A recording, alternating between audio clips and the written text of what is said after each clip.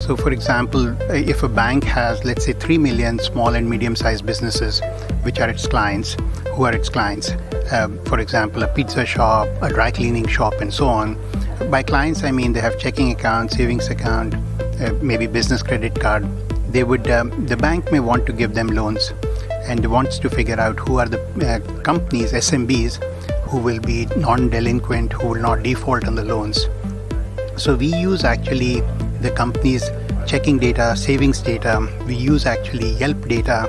If a garage mechanic is honest or not honest, what kind of a rating he's getting, ambience of a restaurant from Yelp or from TripAdvisor. We use Glassdoor data. So we use basically behavioral data as well as internal data about that company in addition to credit scoring, and develop our machine learning algorithms.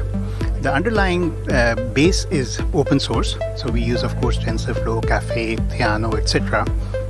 We build our algorithms on top of it, and then using that, we train them on the bank's data, and then those predict as to how delinquent or non-delinquent the companies would be, how good or bad they are.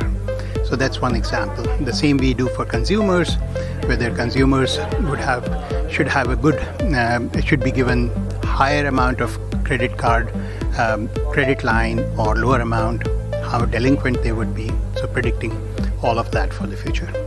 So you rely on the credit scores, the FICO scores as well? Yes, that is of course there. I mean, we all rely on that, but in addition to that, we rely on the bank data, the consumer checking account data, savings account data, the credit card data, what are they spending money on, how much disposable income they have, similarly for small and medium-sized businesses, as well as external data.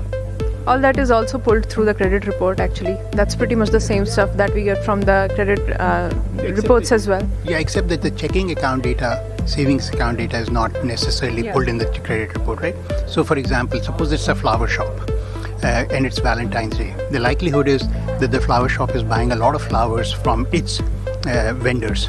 So during that period, its cash account will go down. That's a very good time for the bank to give it loan. So things like those attributes are not captured in the credit bureaus.